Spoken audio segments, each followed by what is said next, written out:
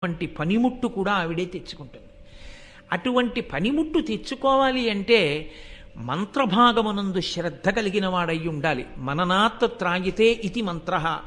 ఎవరు శ్రద్ధాభక్తులతో మళ్ళీ మళ్ళీ మళ్ళీ మళ్ళీ జపం చేస్తారో వారిని రక్షించగలిగినటువంటి శబ్ద విస్ఫోటన శక్తి సమాహారమునకు మంత్రమని పేరు.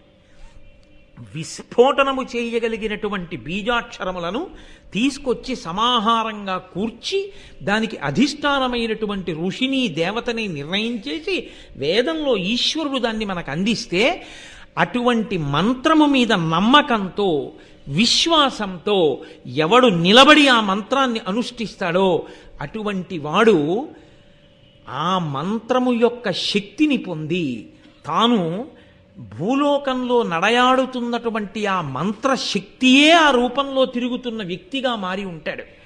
కాబట్టి అటువంటి వ్యక్తి జన్మించాలి అంటే అది కాకతాళీయంగా జరిగేటటువంటి విశేషం కాదు.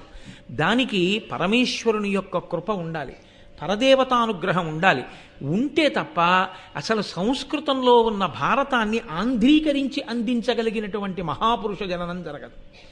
ఒకవేళ జరిగిన అంత గొప్ప భారతాంధ్రీకరణ ప్రయత్నానికి సంకల్పం తాను చేసి అటువంటి మహాపురుషుడు ఒకడు ఉన్నాడని గుర్తించి ఆయనది త్యాగముతో కూడిన జీవితమని గుర్తించి ఆయనకి ప్రతిఫలాపేక్ష లేదు, ఈయన కారణజన్ముడు, ఈయన జన్మించినందుకు ఈయన దగ్గర భారతాన్ని ఆంధ్రీకరింప చేసుకుని దీన్ని నేను రాజునైనందుకు నా కాలంలో ఈ భారతం ఆంధ్రీకరింపబడింది అని నేను అనిపించుకుంటే దాని వలన ఈ జాతికి నేను రాచరికం చేసినందుకు శాశ్వతుడనవుతాను తప్ప లేకపోతే కారే రాజులు రాజ్యములు గెలువరే గర్భోన్నతిం పొందరే వారేరి సిరి మూట కట్టుకొని పోవంజాలిరే భూమిపై పేరైనంగలదే శిబి ప్రముఖులున్ ప్రీతిన్ యశక్కాములై ఈరే కోర్కెలు వరలం తలపరే ఈ కాలమున్ భార్గవ.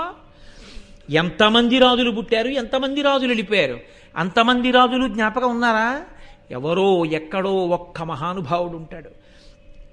ఆయన అన్ని రాళ్ల మధ్యలో ఉన్న సాలగ్రామాన్ని గుర్తించి అన్ని రాళ్ళని పక్కకి తోసి సాలగ్రామాన్ని తీసుకొచ్చి నీట కడిగి అభిషేకం చేసి మెత్తటి దూదితో తుడిచి గంధం రాసి బొట్టు పెట్టి పూజామందిరంలో పెట్టి పూజించి సాలగ్రామం యొక్క ఆరాధన చేత సాలగ్రామమునందున్నటువంటి దేవతల యొక్క అనుగ్రహాన్ని పొందినటువంటి ఆరాధకునిలా ఇన్ని రాళ్ల మధ్యలో సాలగ్రామం ఉన్నట్టు తన రాజ్యంలోనే ఇంతమంది గృహస్థుల మధ్యలో ఒక గృహస్థుగా ఇంతమంది వేదం చదువుకున్న వాళ్లలో తాను ఒక వేదం చదువుకున్నవాడిలా